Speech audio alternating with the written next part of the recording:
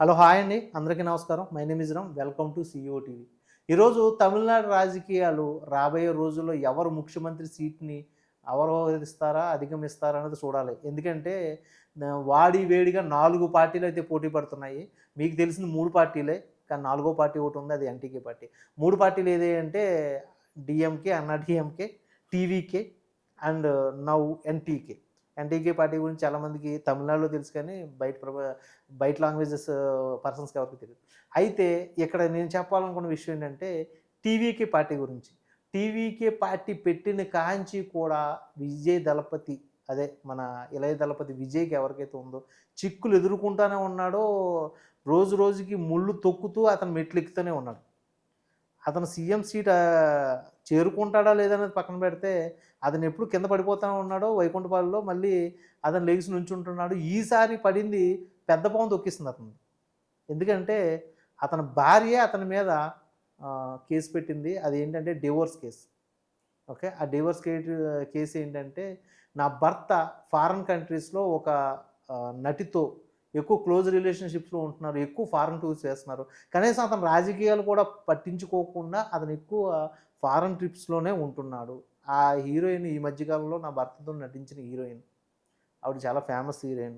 అంటూ ఆవిడ కోర్ట్‌లో అయితే మాత్రం డివోర్స్‌కి అప్లై చేసింది. దీని మీద ఈ భిన్నాభిప్రాయాలు మీకు తెలుస్తూ ఉంటాయి. దాంట్లో ఈ బీజేపీ కూటమికి చెందిన వ్యక్తి ఎవరైతే ఉన్నారో అతను టీవీకే పార్టీ గురించి ఒక మాట అనేసాడు. అదేంటంటే తమిళ్ వెట్రగ కలంగర్ పార్టీ కాదు. టీవీకే అంటే త్రిష, విజయ్ కృష్ణ పార్టీ అనేసి అతను వెటకరించాడు. అలా పోల్చుకుంటూ పోతే దీని మీద చాలామంది రకరకాలుగా మాట్లాడుతున్నారు. దాని మీద విజయ్ స్పందించి నన్ను ఇలా వ్యక్తిగతంగా చాలా ఇబ్బంది పెట్టడం సమంజసం కాదు.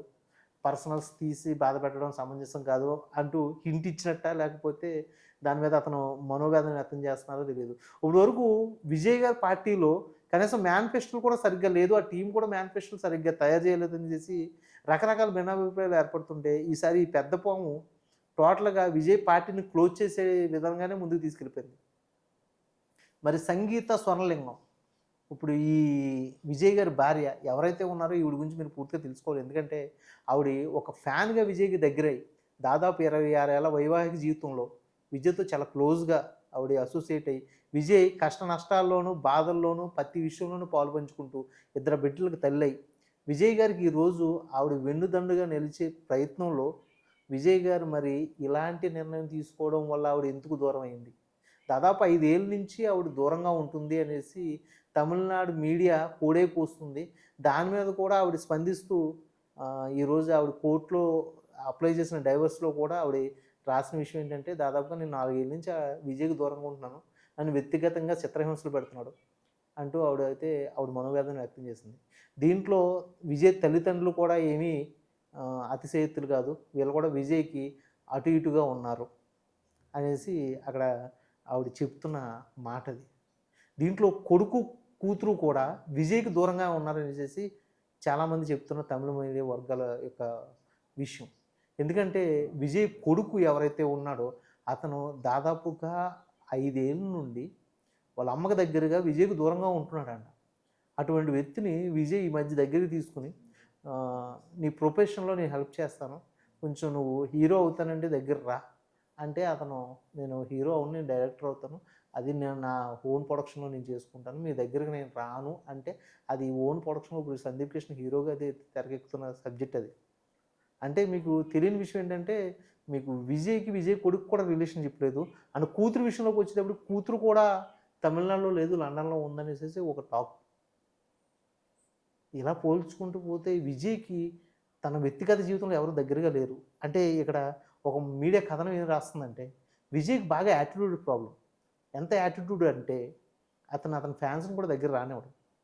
ఓకే. అటువంటి వ్యక్తి ఈరోజు పార్టీ పెట్టి ప్రజలకేదో ఉద్ధరించేస్తాడంటే మీరెలా నమ్మారురా అంటూ చాలా మీడియా వర్గాలు రాస్తున్నాయి. దాంట్లో మరి ఈ అధికార మీడియా ఉంటది, లేకపోతే ప్రతిపక్ష మీడియా ఉంటది.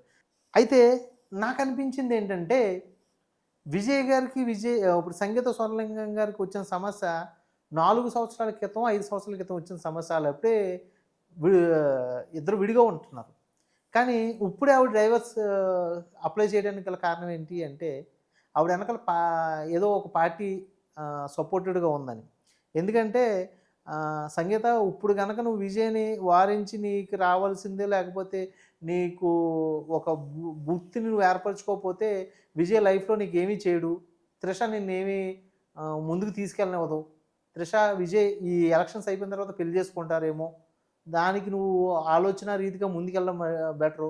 నీ పిల్లలను కూడా దీంట్లో తీసుకురా అనేసి ఒక పార్టీ చెప్పిందని, ఆ పార్టీ చెప్పడం వల్లే సంగీత గారు ఇటువంటి నిర్ణయం తీసుకున్నారని, దాదాపుగా 200,00,00,000 బా నజరానా, బజానా లేకపోతే భరణం ఇవ్వమని అడుగుతున్నారని ఒక తమిళ్ మీడియాస్ అయితే రాస్తున్నాయి. ఇలాంటి నేను ఏం చెప్పానో ఈ సబ్జెక్ట్ అంతా కూడా తమిళనాడు మీడియా రాస్తుంది. అయితే మరి దీని మీద విజయ్ గారు 200,00,00,000 అనేది చాలా పెద్ద అమౌంటు. మరి దాదాపుగా ఈ విషయాన్ని పక్కన పెట్టేస్తే విజయ్ గారు నిజంగా త్రిష గారిని పెళ్లి చేసుకుంటారా? విజయ్ గారి మీద వచ్చిన ఈ ఎలిగేషన్ ఇప్పుడు ఇదేం కొత్త కాదు. ఎందుకంటే సంగీత గారికి పెళ్లి అవ్వకముందే విజయ్ గారికి సిమ్రాన్‌తో చాలా క్లోజ్ రిలేషన్‌షిప్ ఉండేది. అది పెళ్లి దాకా కూడా వెళ్ళింది. అప్పుడు ఎస్ఏ చంద్రశేఖర్ గారు విజయ్ గారితో వాదించి అటువంటి అమ్మాయిని పెళ్లి చేసుకుంటే లాంగ్ టర్మ్ లైఫ్ ఉండదు అంటూ అతను ఇంట్లో సతమతం అవుతున్న సమయంలో ఈ అమ్మాయి ఫ్యాన్‌గా రావడం, ఈ అమ్మాయిని చూసి ఇటువంటి అమ్మాయి అయితే బాగుంటుంది విజయ్‌కి లైఫ్‌లో సేవలు చేస్తూ పర్మనెంట్‌గా ఉంటుందనేసి చంద్రశేఖర్ గారు గాని అతని వైఫ్ వీళ్ళిద్దరూ కలిపి విజయ్‌కి ఈ అమ్మాయితో ముడిపెట్టారు. దాంట్లో మన యాక్టర్స్ 'సర్లేఖ నీకెవర్'లో రష్మికకి తల్లిగా చేసిన సంగీత కూడా వన్ ఆఫ్ ది పార్ట్నర్ ఈ ఫ్రెండ్‌షిప్‌లో విజయ్ గారికి సపోర్టెడ్‌గా ఉండి ఆ విషయంలో పెళ్లి చేయడంలో ముందుందండి. విజయ్ గారికి అతని చెల్లికి వరుస అవుతుంది. అయితే అది జరిగిన తర్వాత కూడా విజయ్ గారు గిల్లీ హిట్ అవ్వడంలో గిల్లీ త్రిష పాత్ర ఎక్కువగా ఉండడం, మళ్ళీ అక్కడ కూడా లవ్ స్టోరీ పుట్టడం, ఆ తర్వాత త్రిషని పక్కన పెట్టేసి ఆసినాతో లవ్ స్టోరీ అఫైర్ నడవడం, ఆ తర్వాత ఆసినాతోను కూడా కొన్ని రోజులు పక్కన పెట్టి చిన్న చిన్న సినిమా యాక్టర్స్‌తో అతను ఏదో రిలేషన్‌షిప్ అంటారు కానీ లాంగ్ రిలేషన్‌షిప్ కాకుండా ఇలాగ చాలా గాసిప్స్ వచ్చినాయి. చివరికి విజయ్, సంగీత విడిపోవడానికి ప్రధాన కారణం త్రిష కాదు, కీర్తి సురేష్. కీర్తి సురేష్‌తో 2 సినిమాలు అందుకనే సైన్ చేశాడు అంటూ 2021లో ఒక పెద్ద గాసిప్ అయితే వచ్చింది. దాని మీద తమిళ ఈ గాసిప్ మీడియా కూడా చాలా గట్టిగా రాసేసింది. ఆ తర్వాత కీర్తి సురేష్ బయటకొచ్చి దీని మీద స్పందిస్తూ, కీర్తి సురేష్ నాకు విజయ్‌కి ఎటువంటి రిలేషన్‌షిప్ లేదు. నేను ఆల్రెడీ ఒకరితో రిలేషన్‌షిప్‌లో ఉంటున్నా అంటూ ఆవిడ గట్టిగా స్పందించారు. ఆ తర్వాత ఇదిగో ఇప్పుడు ఈ త్రిష గారి పేరు, ఈ సినిమా యాక్టర్ త్రిష గారి పేరు వినిపించడం. ఈ త్రిష గారి పేరు ఈరోజు కాదు 2022 నుంచి కూడా చాలా గట్టిగా వినిపించింది.